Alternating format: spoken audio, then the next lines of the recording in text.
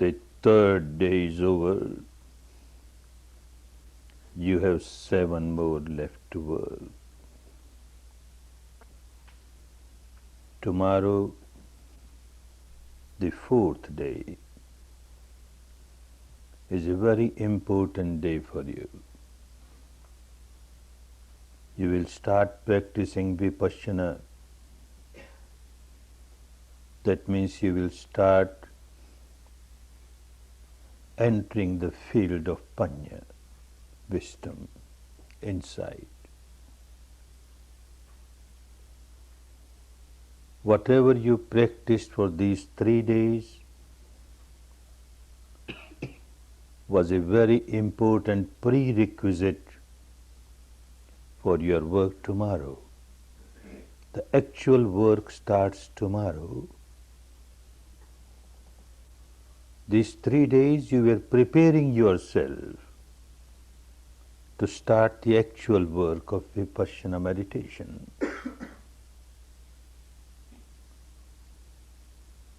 Without strong Sila, it is not possible to practice Vipassana, not possible to get the results, proper results of Vipassana. Without good Samadhi, it is not possible to practice Vipassana. Therefore, these 3 days, you are observing your 5 precepts, the Sila that you had taken on the first day. This was the foundation. Stronger the foundation, the stronger the building will be on the foundation. So with a strong foundation, you started working with Samadhi, practicing Anapana. Sila is necessary to have right type of Samadhi. Even 25 centuries back in India, and so also to some extent even today, there were teachers, there are teachers who give no importance to Sila. They say, not necessary, you do whatever you like, whatever you feel pleasant to you. Carry on. But still you can meditate and get all the pleasant experiences of meditation. The aim is to get some pleasant experience of meditation. But Vipassana is not for that.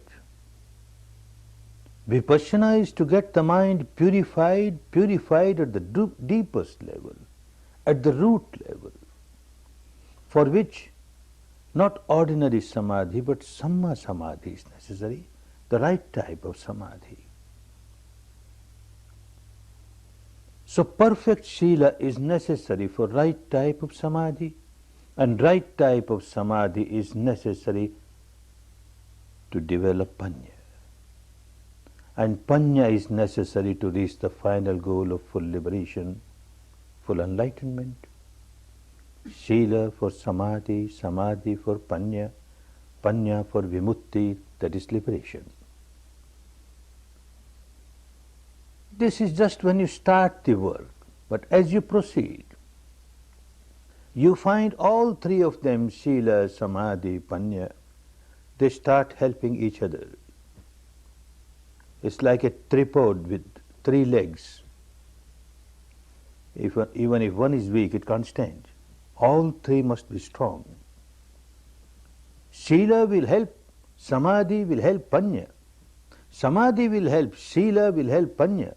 Panya will help, Sila will help Samadhi. All 3 are interlinked and they start helping each other. If one is perfect in Sila, good. It gives its own benefits, good results. But merely having perfection in Sila alone cannot take one to the final goal of full liberation.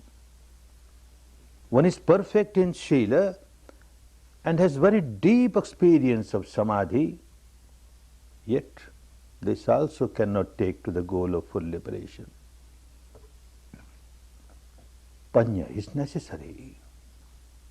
This person who became fully enlightened, Siddhartha Gautama. His life was full of Sila even from the young age, childhood age. And then he practiced Samadhi. Living the householder's life, he went to different teachers. The highest Samadhi of those days, 8 absorption Samadhis. He practiced all that. And yet he found that he is not fully liberated. Because he noticed at the depth of the mind, there are sleeping defilements, which are like sleeping volcanoes. So long as these volcanoes are there, they can erupt any time, will overpower you. And again you will be full of misery. Roots have to be taken out. Roots of impurities at the depth of the mind has to be taken out, and for that he continued his search and rediscovered this technique of Vipassana. This is Panya. Only by practicing Vipassana he could develop his Panya and become an enlightened person. Otherwise it would have been impossible.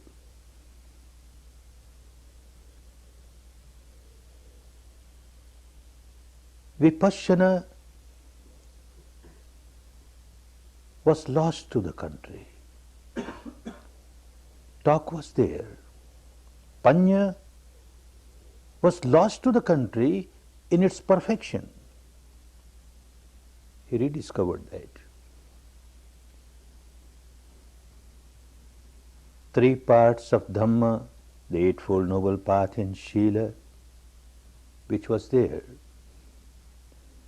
3 parts of Samadhi, the Eightfold Path, were there. Now another 2 parts which come under Panya, that is Samma Sankappo, Samma Ditti, Samma Sankappo, right type of thoughts. When someone comes to a course like this, initially, at the surface level of the mind, there are certain impurities which keeps one very agitated. Some impact on the mind of some incident. And then one starts observing the respiration, the thoughts become very predominant, and many a times the thoughts are full of defilements. In some cases there might be anger, in some cases hatred, in some cases lot of sadness, depression, in some cases maybe passion. These thoughts keep on overpowering, and you try your best to come back to respiration. Thoughts keep on overpowering, you come to respiration. 1 day, 2 days, 3 days, you find not that all the thoughts have gone away, but the pattern of the thought has changed now. It is not as violent as it was before. Thoughts are still there, but now thoughts are mostly pertaining to Dhamma, pertaining to the path. One starts understanding what the path is, how I should meditate, what is the proper way of meditation, what are the difficulties, all that keep coming in the mind. Not the thoughts of harming somebody. This is Samma Sankappa. Still it is not the right type of Panya which made him fully enlightened. Good thoughts were there in the teaching of all the teachers of India before him, contemporary to him, and after him. Have good thoughts. They are necessary. Then you can see things properly. And that is Samma Ditti, a right understanding, a right view. You can see things properly as they are. Like the sun is covered with very dark clouds, black thick clouds, and you don't see the light, it's all darkness. Some layers of these clouds go away. Clouds are still there, but they are not so thick, not so dark, they are thin. Light, you start seeing light, although all have not gone away. That is necessary. This type of samma sankappa thoughts are still there. You have not reached the stage where the mind has become free from thinking, free from thought. It is there. But it is not that disturbance which won't allow you to take the next step. And the next step is samma ditthi, the right understanding, understanding of the reality as it is. And this is the real panya. Well, there are three stages of panya, wisdom. Progressively, one moves towards the panya which will liberate. Three types of panya in the language of those days. It was called Suttamaya panya, the next Chintamaya panya, and the third Bhavanamaya panya, Suttamaya panya. You heard something, you read something, wisdom of somebody else. A wise person, an enlightened person, a saintly person speaks words of Dhamma. They come in scriptures. You listen directly from this person, or you read scriptures and you accept it.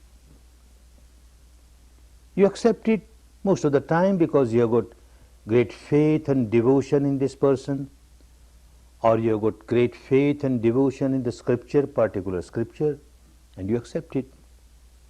Good. Very helpful. Those who have never heard anything about Dhamma, those who have never heard anything about the truth, may remain confused the whole life. At least one has heard about Dhamma, has listened to Dhamma, listened to the right things, correct things. But this is not enough. Just by developing Suttamaya panya, the wisdom that one heard from somebody or read somewhere, cannot liberate you. It is very good in the sense that it will give you inspiration, it will give you guidance to take the next step. And the next step is Chintamaya panya, which means understanding the truth, developing the wisdom at the intellectual level.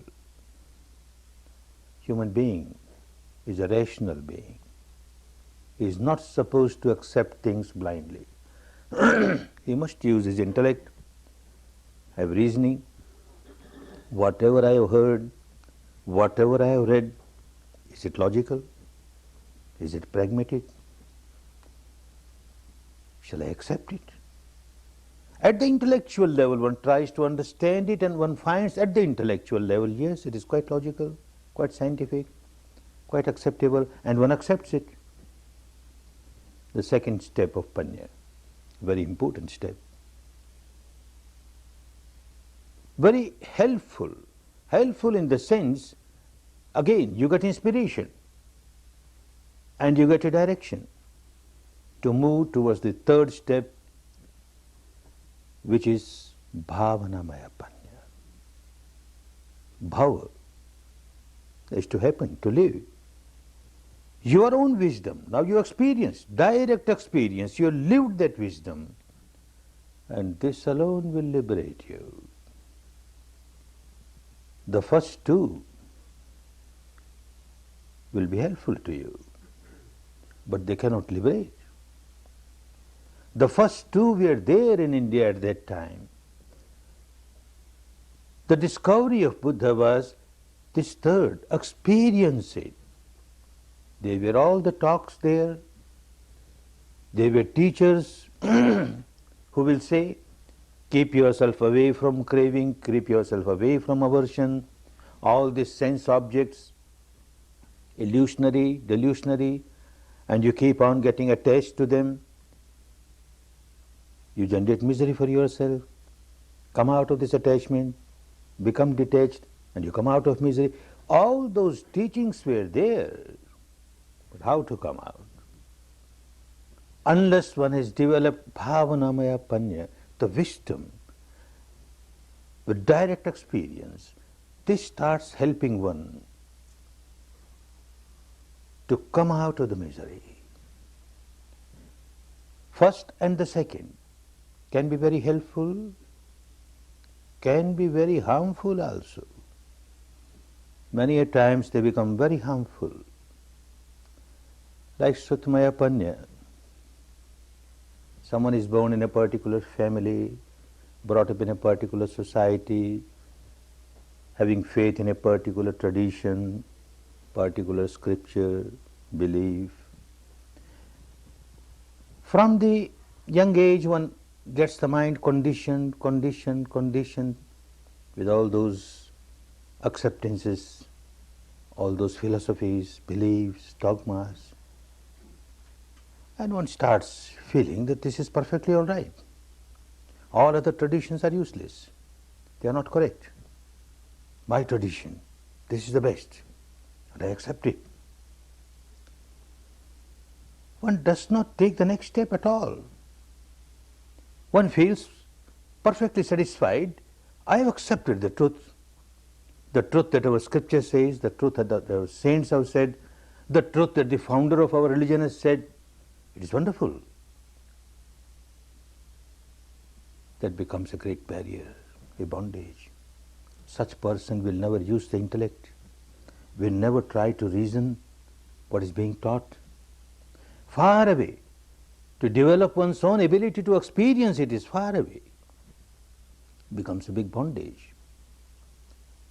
If someone who is convinced with the Suttamaya Panya and yet, being a human being, a human species, wants to reason out things and he starts reasoning, is it true? Is it correct? Is it acceptable? Is it pragmatic? Then the elders get worried. The elders of the family, the elders of the society, the elders of this particular community, they don't like it. They say, oh, you don't have belief, you don't have faith in our scriptures, you don't have faith in the founder of our religion. If you doubt, then you know what the result will be. After death, you will go to hell. And then a description of hell is given. So terrible. And he says, no, Baba, no. I don't like to go to that hell. I accept reasonable or unreasonable, pragmatic or non-pragmatic, anything I accept. I don't want to go to hell. So poor fellow, he accepts it out of fear. Same very elders, they got another way. And they will say, look, if you accept whatever is written in our scriptures, whatever our tradition says, our philosophy says, if you accept it, then you know what will happen. After death, you will get heaven. And then a wonderful description of heaven. So wonderful, so wonderful. You will enjoy all the sensual pleasures there, celestial pleasures, so wonderful, which you can't get in this world. The mouth starts watering. Wonderful. If I get that, I accept everything. I don't mind accepting. By accepting, if I get that heaven, I am the first person to accept. You accept it. So you accept it either out of blind faith, or you accept out of fear, or you accept out of greed. You are just accepting.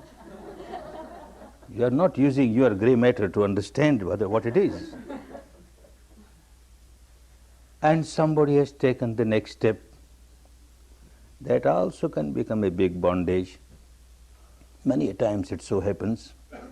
You start reasoning, you find very logical. And especially the belief of your own tradition.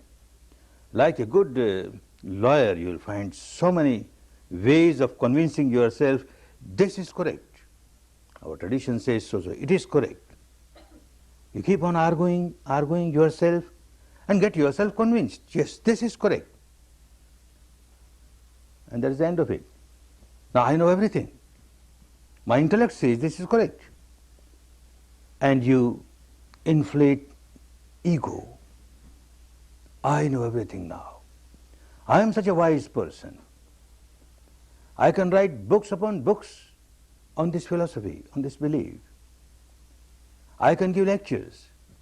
I can have debates, arguments, discussion to prove that every other belief is wrong. This belief is correct. And this madness will not allow him to take the next step. So these two can become big hindrance. If one starts taking the step in the Bhavanamaya Panya, then you start experiencing the reality yourself. So long as you are not experienced, the reality is no reality for you. It is always distorted. Each individual has to experience the truth oneself to reach the final goal. This person, Siddhartha Gautama, he realized the truth within himself, developed his Bhavanamaya Panya, and became an enlightened person, became a liberated person. This Panya that is developed within himself could liberate only one person, not two. And that one person was Gautama, Siddhartha Gautama, none else. None else can liberate it because of his wisdom. Others can get guidance, others can get inspiration, that's all right. But each individual has to develop one's own wisdom to reach the final goal of full liberation.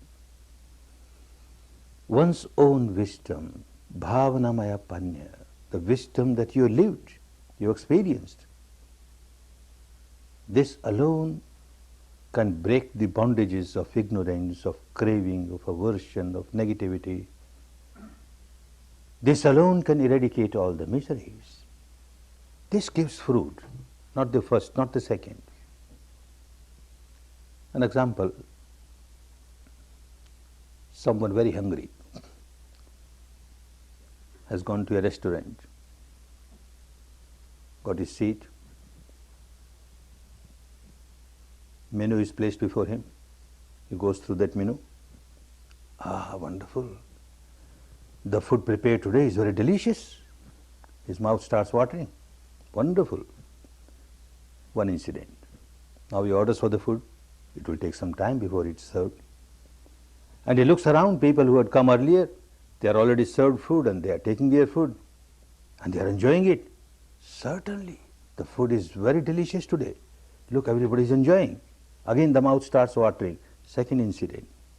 Third incident, the food is served to this person and he starts enjoying it. The first was Sutmaya Panya, that menu card only he had read. He had not tasted it. The second Chintamaya Panya, his intellect sees, because he has seen people when they enjoy something, their facial expressions are of this type, and look, these people are enjoying because their facial expressions say that they are enjoying it. Certainly, it must be very delicious. He has not tasted himself. Only the third time when it was given to him, he started eating it, tasting it, then yes, he started really enjoying it. This is Bhavanamaya Panya. The first and the second cannot make you taste the reality. Another example, someone is sick, goes to a doctor, doctor examines and then writes medicine, a prescription on a paper. Very happy, comes back home, has great faith in the doctor, nothing wrong, one must have faith in one's doctor, physician. But how when this faith becomes blind faith, devotion becomes blind devotion? In his house, on the altar, he places a statue of the doctor, picture of the doctor, and offers sweet and fruits and flowers and incense, and then makes 108 rounds around it and bows down 3 times. What does that help? Takes out that piece of paper and keeps on reciting. 1 pill in the morning, 1 pill in the afternoon, 1 pill in the evening, 1 pill in the morning, 1 pill in the afternoon. What does one get? Madness. This is what happens when the faith becomes blind faith, the devotion becomes blind devotion. All right, second incident. After all, a human being, a rational being, so he runs to the doctor. Why you gave me this piece of paper? And what is this? How will it help me? The doctor is an intelligent fellow. He says, well, look, this is your disease and this is the cause of the disease. If you take this medicine, this cause will get eradicated. When the cause gets eradicated, your sickness gets eradicated. Ah, wonderful. Now I understand. My doctor is so wonderful. His medicine is so wonderful. And what he does now? Coming back home, he starts fighting with all the neighbors. Useless, your doctors are all useless. My doctor is wonderful. The medicine suggested by your doctors is useless. The medicine suggested by my doctor is wonderful. Keeps on fighting, doesn't take medicine. Keeps on fighting. Oh, this is what happens. Every wise person, a saintly person, an enlightened person, when he finds people miserable, suffering, then he gives this prescription of Dhamma. You practice Sila, you practice Samadhi, you practice Panya, you will come out of your misery. Nobody tries to practice. They start different sects, beliefs, dogmas, rites, rituals, and get involved in that, and nobody practices. No benefit. And the third Panya, Bhavanamaya Panya, is to apply Dhamma in life by direct experience. It is only this which gives the benefit. Your own direct experience. Now the difficulty comes, how to have direct experience? Direct experience of this mind-matter phenomena.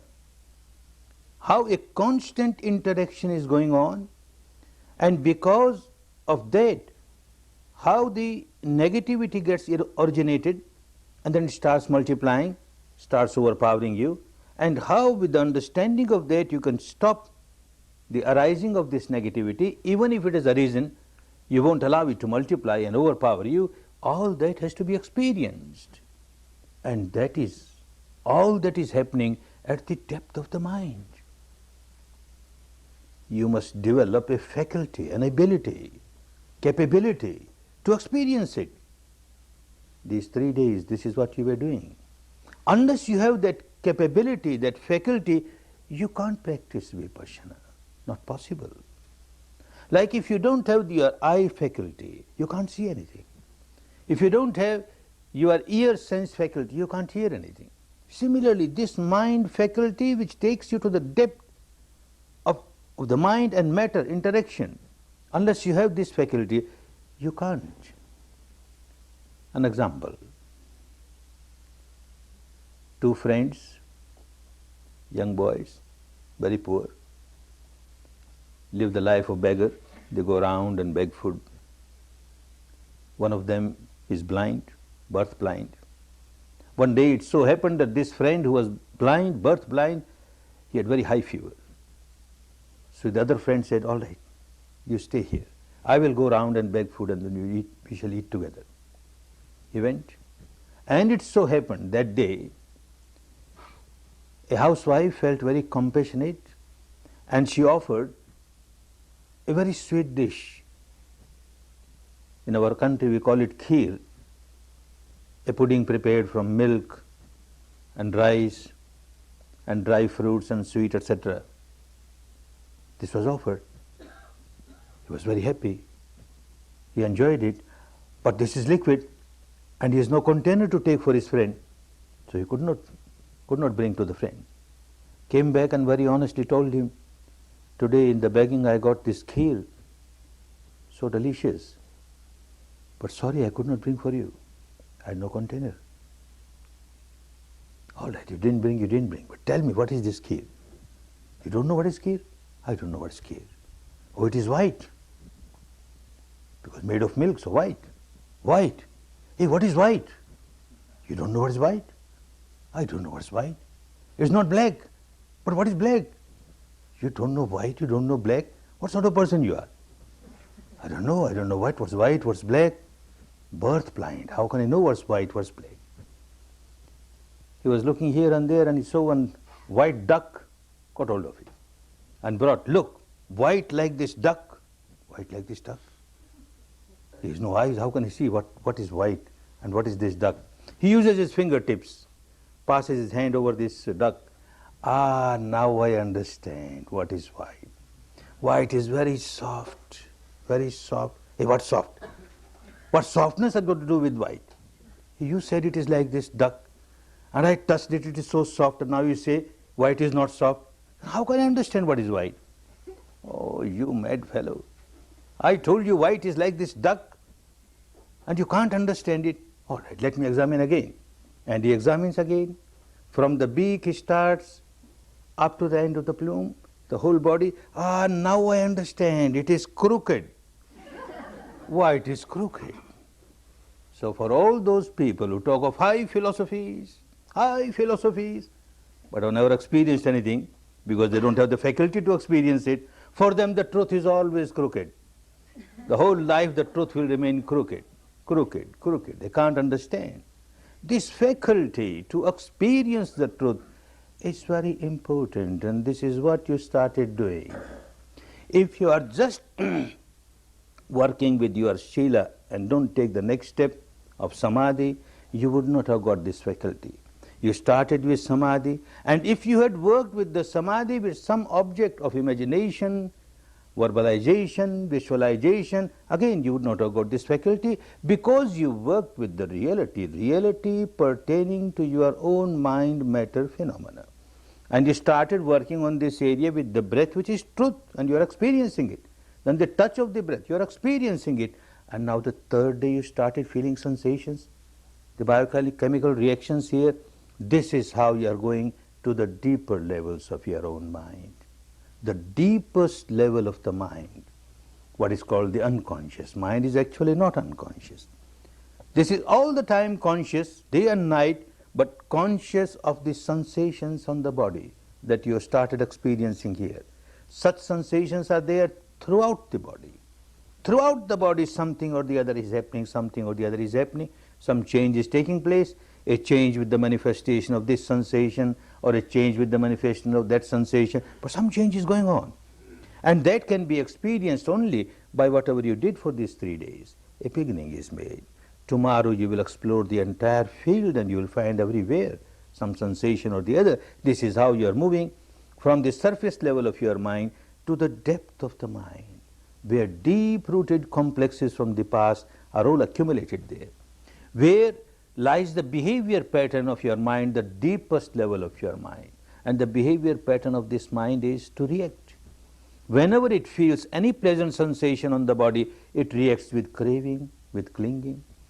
Whenever it experiences any unpleasant sensation on the body, it reacts with aversion, with hatred. You are moving towards that, moving towards that.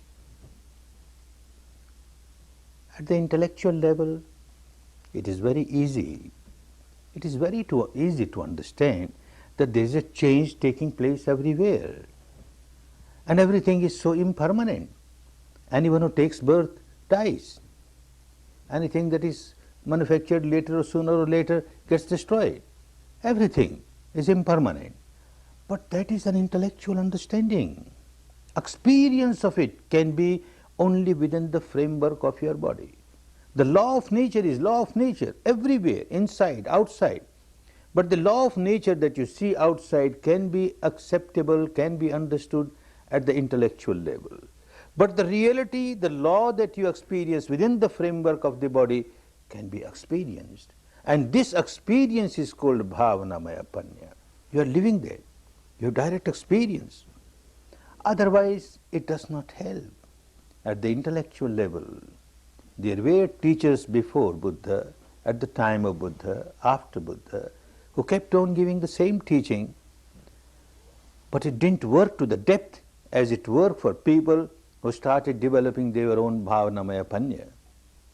Like something very traumatic happens in the life. A very near or dear one has passed away. And you take his dead body to the funeral pyre and burn it, or to the graveyard and put it in the grave. While that is going on, one develops so much of wisdom. After all, everything is so impermanent. One who takes birth dies. Nobody is free from death. I will also die one day. People will bring my body, put in this grave, or burn on this funeral pyre. Then what is the use of all this craving, clinging? fighting with people, accumulating this or that. Ultimately, everything will be left here and my body will be burned. Big wisdom. But how long? As soon as one takes one step out of that graveyard, again the same I, mine, all madness is there. Makes no difference. It was only intellectual understanding. Or people come to such Dhamma talks, such discourses. Wonderful. Now I understand why this attachment is so bad, it gives so much of misery. The more you are attached, the more miserable you are bound to be. Misery, misery. This I is a big misery. Mine is a big misery, big misery. At the end of the discourse, when you go out of the hall, hey, where are my shoes? Who has taken away? My slippers I purchased only today. New ones, what happened? Start crying, mine. Makes no difference. It's all intellectual. Doesn't help. One has to experience. And it is so difficult to experience, so easy to understand at the intellectual level, so easy to accept it at the devotional level, so difficult to experience, because unless you have that faculty to experience, you can't. There is so much of illusion, so much of delusion. At the apparent level, something appears to be so, seems to be so. Actual level is totally different. Like night time, you go to bed, you lit a lamp or a candle, you go to sleep, next day morning you get up and you see the candle, the light of the candle, the light of the lamp, and you are under the impression the same candle, the same light.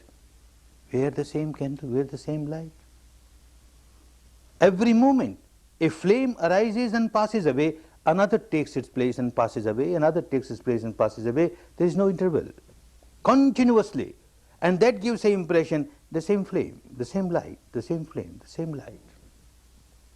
A big illusion. This electric bulb, I pointed towards it twice. One remains under the impression, the same light, the same light. Where the same light?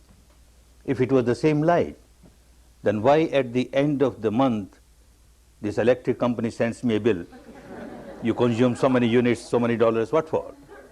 My light I purchased in the market, my switch, and you on it, I get my light. Who are you? What for you want money? He is quite correct. He is generating their electricity. It comes through the wires, gets consumed, new takes its place with such great rapidity.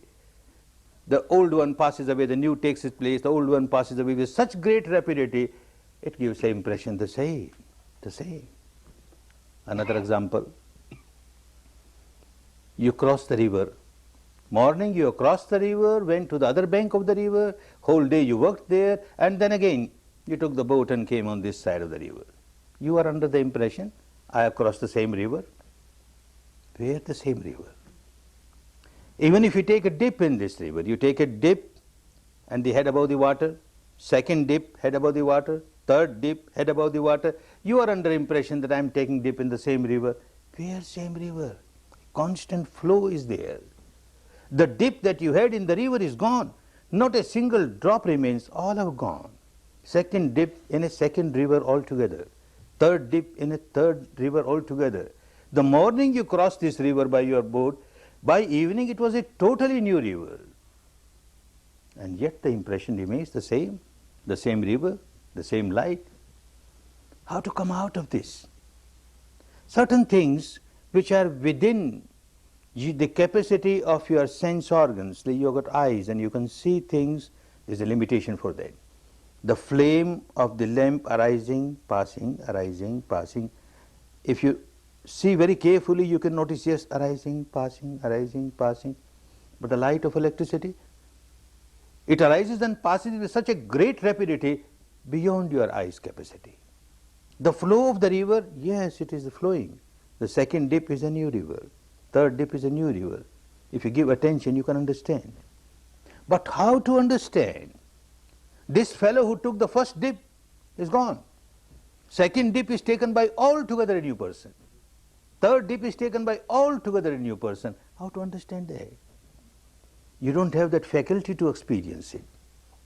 If one has not practiced Vipassana, then this Goenka, who started talking about half an hour ago, will remain under the impression the same Goenka. I am the same Goenka. The same Goenka was yesterday. The same Goenka was 1 year ago, or 10 years ago, 50 years ago, 60 years ago, 67 years ago, same Goenka. We are same Goenka. Every moment this Goenka is dying, another Goenka is taking birth. Every moment this Goenka is dying, another Goenka taking birth. The entire physical structure made of these subatomic particles arising, passing with such great rapidity, such great rapidity. This speed creates illusion, delusion, confusion. One cannot understand the reality. Even if one accepts the reality at the intellectual level, because the scientists have said so, the entire material world, there is no solidity, it's only wavelets, wavelets, wavelets. The modern scientist says so. Well, an enlightened person like a Buddha has said so. There is no solidity anywhere, just wavelets, entire universe, mind and matter, nothing but wavelets, vibration, vibration. Because you have got faith in them and you accept, that doesn't help. You have to experience yourself. And this is what was done by him to reach the final goal of full liberation. And that is what everyone has to do to understand the real change taking place. Every moment changing, changing, changing. With great rapidity, changing. A child is born. You see the child, beautiful, tender. You see the child after 10 years, a big change has come. And you see with the interval of 20 years, big change, 30, 40, 60, 80 years, unbelievable. The same child, how he became like this. And how he became like this. Not that at the end of every 10 years, he went to bed and some God Almighty passed a magic wand over his body and he got a changed person. Nothing doing. Every moment change is taking place, every moment changing, changing, changing, decaying, decaying, growing, decaying, growing, decaying. This is the law of nature. This law of nature, if one accepts at the intellectual level or at the devotional level, does not help at all. It is just an intellectual pleasure, intellectual entertainment, or a devotional pleasure, a devotional entertainment. It won't help. But at the actual level, when one starts experiencing it, it makes such a big difference, such a big difference. And this is what he did. What you started doing is just a very tiny step, is a long path. One has to investigate so much deep inside to understand what this material structure is, what this mind is, and what interaction is going on at a very deep level. And this made him fully enlightened. Dividing, dissecting, disintegrating, dissolving, dissolving, he reached the stage where he came to the ultimate truth pertaining to the matter, the ultimate truth pertaining to the mind, the ultimate truth pertaining to the mental contents, the mental concomitants which arise with the mind. And then it transcended that and experienced something which is beyond mind and matter. For the matter, dividing, dissecting, he came to the tiniest subatomic particle of which the entire body is made, the tiniest, to which he gave a name, Kalapa. Kalapa means a unit, a material unit, tiniest material unit which cannot be further separated. He called it Atta Kalapa. Atta means 8. 8 things joined together make this unit, and these 8 things cannot be separated. They are always together. The 4 basic elements like earth, water, fire, air, and each one has its own characteristic, joined together 8. These characteristics are more important, and that can be experienced. When one reaches to that stage, then it becomes easy to understand the mind also at the ultimate level. This is the reality of the mind at the ultimate level. This is the reality of every mental content at the ultimate level. And this made him understand what is this mind-matter phenomena. With such a great rapidity, all wavelets, wavelets, wavelets, but with such a great rapidity, things arise, pass, arise, pass, arise, pass. He says, by the time I snap my fingers, or by the time I blink, this tiny little subatomic particle arises, passes trillions of times, trillions of times. A Western scientist also has come to the same conclusion. A professor in Berkeley University, he was studying, trying to understand how this atom is working. This was clear to the scientists of the West a century ago, that there is no solidity in the material world, mere wavelets, wavelets, wavelets. He was eager to know, very inquisitive to know the tiniest particle, how many times it arises and passes in 1 second. And to find out that, he invented a instrument which he very rightly called bubble chamber. Like bubble, it arises, passes, passes. And with the help of this bubble chamber, he could find out and then announce that this tiniest atom, it arises and passes in 1 second, 22 zeros after 1. 22 zeros after 1. And here another scientist in the East says that by the time I snap my fingers or blink my eyes, trillions of times it arises and passes, arises and passes. They came to the same conclusion. And yet what a great difference. What a great difference. Quite a few students from this part of the world, California, Berkeley, they came to India, took courses when they heard about this professor, and he's a very renowned professor. He passed away recently, and he got Nobel Prize, and Nobel Prize is not given to any Tom, Dick and Harry. Somebody must have invented something which people didn't know. So he was a very famous man. So out of inquisitiveness, they went, curiosity to see this person who reached the stage which an enlightened person reached, and they found him a bundle of misery, full of tension. Why he could not come out of his misery? Why he could not come out of his tension? Whereas somebody coming to the same conclusion got free from all miseries. Because Bhavanamaya Panya was missing. He had come to this conclusion with the help of his apparatus, his instrument, the bubble chamber. He has great faith in this bubble chamber. He has great faith in his own intellect, and he says it is so. But this person is not using any scientific instrument or apparatus, only his experience, direct experience, and this makes all the difference. When you go deep inside to understand the reality of your mind and matter interaction, it is not for the sake of curiosity, not to quench the thirst of your inquisitiveness. It is, the purpose of it is to come out of the ignorance and see how, out of ignorance, you keep on generating impurity after impurity, defilement after defilement, negativity after negativity, and you become a bundle of misery. To change that habit pattern, one has to go deep inside, and experience the truth. The first truth which one starts experiencing is the truth of change. Every moment a change is taking place. The entire mind-matter phenomena, constantly changing. And that is understood at the experiential level. Everything is changing. There is nothing throughout the physical structure or the mental structure, as you keep on dividing, dissecting, disintegrating, dissolving, nothing which you can say this is the hard core and now this remains permanent. You keep on exploring. If there is any hard core, let me see, let me experience it, and this is what the Bhavanamaya Panya will do. The anicca, the change, is experienced now. The change is not accepted merely at the level of intellect, not accepted merely at the level of devotion, at the actual level. Change. Initially, you come across very solidified, intense, apparent reality. This body, so solidified, made of bones and flesh, etc., etc.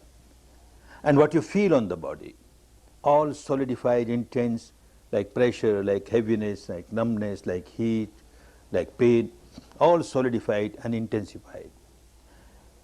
As you started observing here, you will start observing things throughout the body, and you observe objectively, not that all the time you will observe objectively, it takes time, but you start working on that. Few moments you get when you observe really objectively. And as you are observing objectively, you find the mind is becoming sharper and sharper. And as the mind becomes sharper and sharper, it starts experiencing subtler and subtler reality. The intensity, through the intensities, through the solidity, you start piercing, penetrating, and you start experiencing subtler reality, subtler reality, subtler reality, till one reaches the experience where the entire material structure, the entire mental structure is nothing but vibrations, vibrations arising, passing, arising, passing. Bubbles arising, passing, wavelets arising, passing, constant flow, constant flux. Then you are experiencing the truth of impermanence. It is not merely an intellectual game. It is not merely an emotional or devotional game. It's the actual experience of the truth, that what you experience within the framework of the body is a constant flux, a constant flow, every moment changing, changing, changing, changing. Then the madness goes away. Madness of what? Madness of attachment towards this physical structure.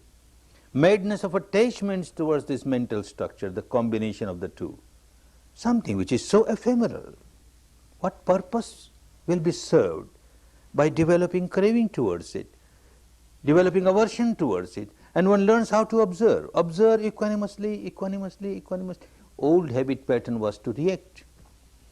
This very mind-matter phenomena generating this sensation or that sensation, pleasant or unpleasant, and a reaction is there, craving or aversion, you lose the balance of the mind, you become very agitated. And now this first part of wisdom, anicca, will become clearer and clearer at the experiential level. As one develops this part of the wisdom, anicca, anicca, anicca, everything changing, changing, changing, another part of wisdom will raise its head. Dukkha, oh misery. Initially when you start practicing, observing the reality about yourself, coming across very solidified, intensified realities, the sensations which are very painful, heavy, numbness, pressure, tension, etc., obviously it is misery. So miserable. You don't like it, you want to get rid of it, and it is there. But you are trained to observe. However misery it is, you just observe. However unpleasant it is, just observe, just observe. And people reach the stage, sometimes on the 7th day or 8th day or 9th day or 10th day, or maybe in 2 courses or 3 courses, they reach a stage where all the solidity gets dissolved and there is a very free flow of subtle vibrations throughout the body, energy flowing throughout the body, and it looks so pleasant, so pleasant. Ah, wonderful. This is bliss. This is ecstasy. I was looking for it. Now I got my goal. And you develop so much of attachment to it. Ah, I got it. I got it. Without understanding this is equally impermanent, changing, changing. Morning you had a wonderful experience of a flow of energy throughout the body. And afternoon it changed. And you again have pains and heaviness and numbness. And you come to your teacher or your assistant teacher and say, oh, wonderful, morning meditation was so wonderful, and now it is so bad. You become so miserable because you developed attachment to something which was so impermanent. Then it becomes so clear that not only unpleasant sensations are misery, the pleasant sensations are also misery, because there is a tendency of your developing attachment to it. And every attachment is synonymous to misery. You are bound to feel miserable because whatever you are attached to is not permanent, it is impermanent, bound to change sooner or later. This becomes clearer and clearer. The dukkha, not the dukkha of the pains, etc., but the dukkha of even pleasant sensations in your body. The third part of panya will raise its head. It will become so clear. Anatta, no I, no mine. It appears to be so. There is an I in me. It appears to be so. This is mine. But then as you proceed further, at the experiential level, not at the intellectual level, it becomes so clear. What is I? You explore the entire field of matter within you, the entire field of mind, the combination of the two, and nothing but wavelets, wavelets, wavelets, bubbles, bubbles, bubbles arising, passing. Now which bubble is I? This bubble is I, and it's gone away, so I am gone away. Which wavelet? Which wavelet is I? It's gone, so I am gone. Which wavelet? Oh, for conventional purpose, we have to use these words, I, mine, you, yours. Actually, there is no I, no mine. You have to use these words. Otherwise, how can you say this mass of bubble talking to that mass of bubble? It doesn't work. You have to use these words, I, mine, you are, he, she, etc. That is apparent truth. It appears to be so. This is also true. But the ultimate truth, the real truth is nothing but wavelets, wavelets, vibrations, vibrations, bubbles, a senseless. This anatta. If there is really I, or if there is really mine, something mine, I must have possession over it. What possession I have got? What possession I have got? At the age of about 40, one looks the face in the mirror and sees some grey hair. I'm getting grey. Oh no. Oh no. And runs to the chemist shop, buys some dye, hair dye, and uses it. I'm young. I'm still young. Tries to deceive others. Tries to deceive oneself. But how to deceive this nature? The law, the Dhamma. One is graying. One is decaying, decaying, decaying. Dying, dying, dying. Every moment you are dying, you are dying, you are dying. If you control, if you are master of your own physical structure, you say, no, you can't decay. You must remain as I want you to remain. Nothing doing. You are helpless. It is decaying, decaying, decaying.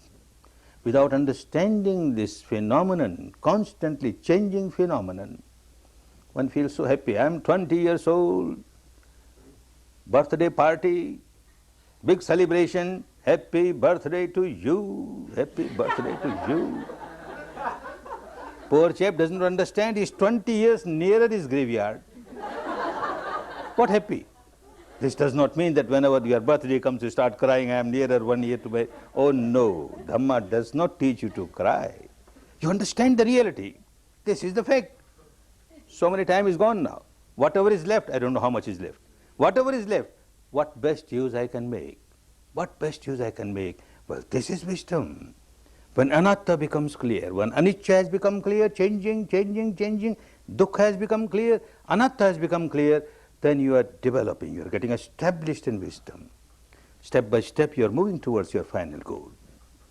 Then in day-to-day life you find your wisdom is manifesting itself in your dealing with people, dealing with situation. You will understand this is the apparent truth, and you have to deal with the world at the level of apparent truth. You can't say this wall is just mass of vibrations and wavelets. My leg is also just wavelet. I kick it and my leg will go just out of it. Doesn't happen. It will break your leg. So at the apparent level, it is true, it's solid wall, and this is also solid. But at the ultimate level, mere vibration, vibration, this also mere vibration, vibration, so that you don't develop attachment towards it. And when that starts happening, you learn how to observe things not just in a solidified reality, apparent reality. Apparent reality is so, solidified reality. You will feel like dividing it, dissecting it, disintegrating it, and see the ultimate truth.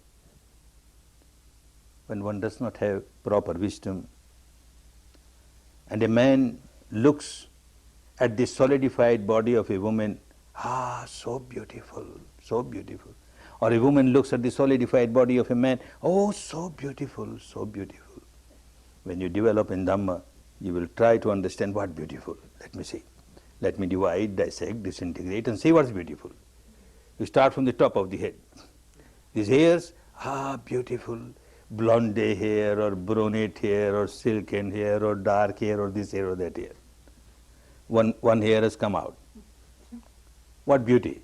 You feel like throwing it away. Poor girl, as she was preparing breakfast, a part of this grass fell in the breakfast. And he offered to the hubby. And the hubby found out, hair, oh, dirty hair, you spoiled my breakfast. What dirty hair? Whole evening, whole night you are praising beautiful hair, beautiful hair. Now it has come with your food. Eat it. Why shout? It was beautiful only when it was integrated. When it remained integrated, it was beautiful. The moment got disintegrated, you know, no beauty. What else beautiful? Move further. You come to the teeth. Ah, wonderful, so beautiful. Rows of pearls, pearls. One tooth has come out, broken. A pearl has come out, a valuable pearl. Keep it in the safe, in the treasury.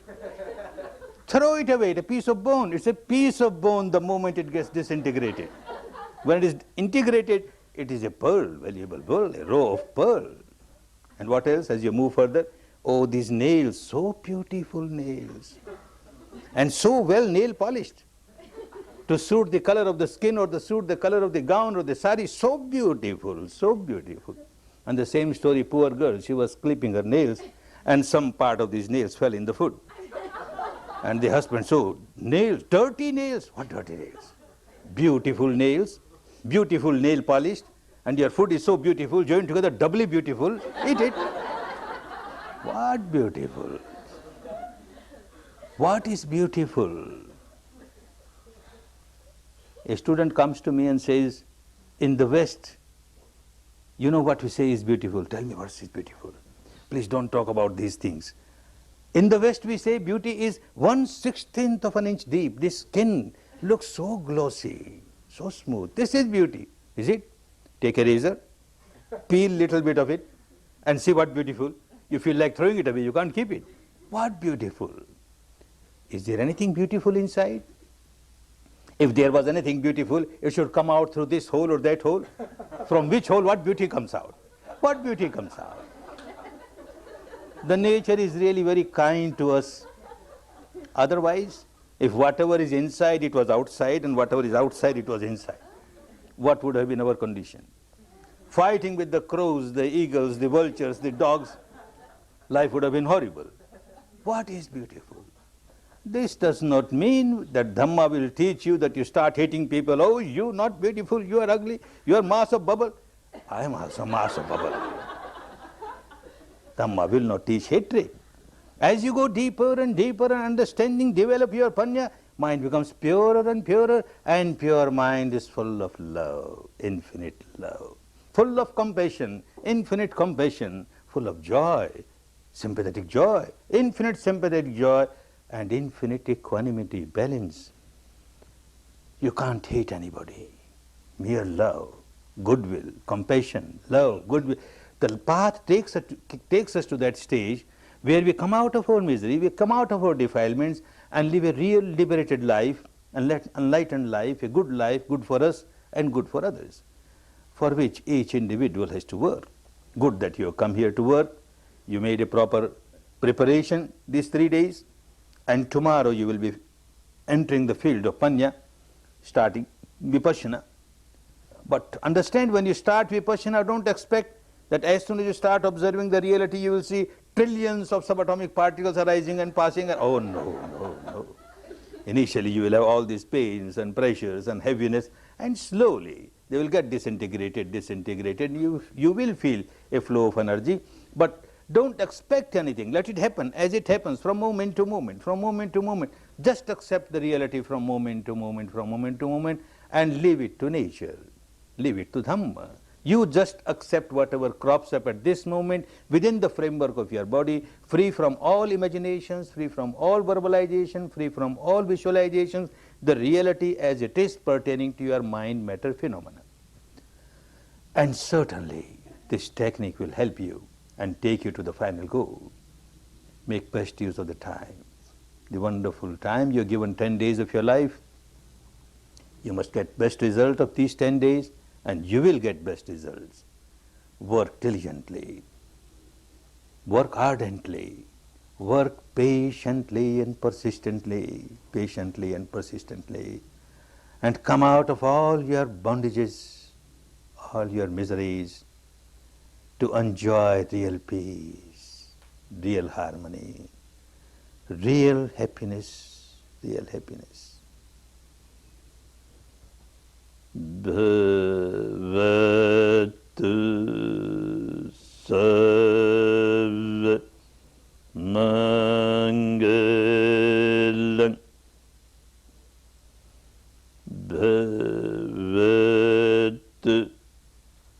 Sarva Mangalam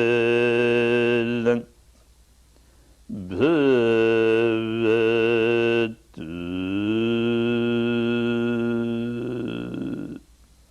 Sarva Mangalam.